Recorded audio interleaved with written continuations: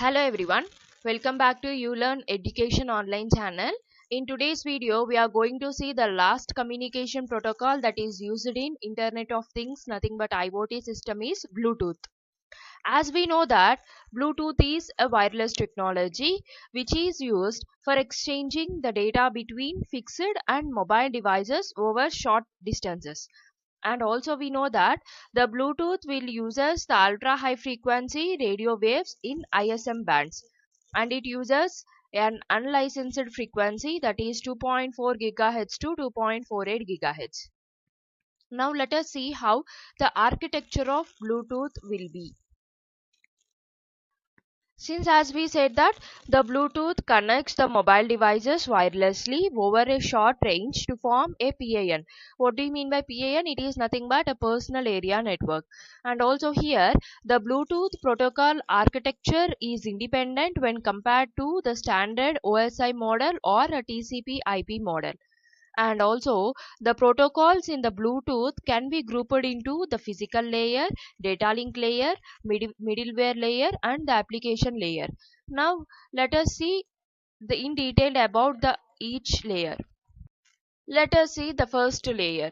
Here the first layer we have to go to from bottom to top, and here the first layer is the physical layer. This physical layer consists of again two layers, that is one is the baseband and second one is the Bluetooth radio. This is entirely related to the frequency band. Okay, and see the next layer, that is a data link layer. Here the data link layer again consists of three layers. One is the baseband layer and second one is an LMP. Here the full form of LMP is the link manager protocol, and the third one is the L2CAP, and its full form is the logical link control and the adaptation protocol. And here this L2 is nothing but the L is repeated with twice. One is a logic and second one is a link. Now let us see what is the function of link manager protocol. And here this link manager protocol simply establish the connections among the Bluetooth devices. That is, so whenever you on the Bluetooth in the mobile phone, it simply connect to those devices in which the device's Bluetooth is also on. Okay, so and also this link manager protocol maintains the link for establishing the communication, and the other functions of an LMP are device authentication. So what do you mean by device authentication? So when I switch on the Bluetooth in my mobile phone and the other device is already having the Bluetooth which is in on, so whenever I click on the pairing of the device in which the Bluetooth is on, and in that case only the pairing will be done. Okay, that is the device authentication, means identification of a device and also providing some security. And the second function is the message encryption. So whatever the data we are sending between the two devices or among the devices, some encrypted message will be there. And the third one is the negotiation of packet sizes, means the size of a data is also included. Now let us see what is the next layer, that is L2CAP, nothing but the logical link control and the adaptation protocol. So here this L2CAP simply provides the support for both the connection oriented devices as well as the connectionless services.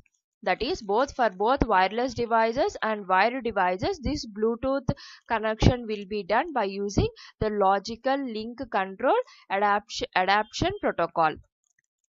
So this is the layers of data link layer. Now let us see the third one, that is a middleware layer. So what the middleware layer will do? So simply in this architecture, if you observe, this layer consists of radio frequency communication, that is RF communication, and also adopted protocols, and also SDP and AT commands. Now what this RF communication will do?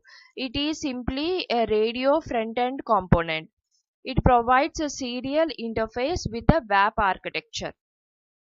Okay, now let us see what is an adapted protocols, that is WAP.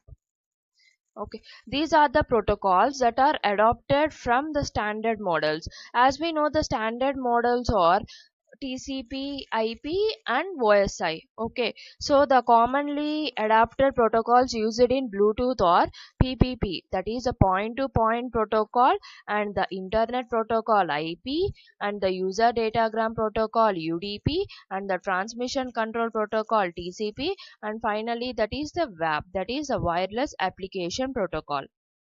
Okay, so these protocols are adapted protocols. Now let us see the next protocol, that is a service discovery protocol.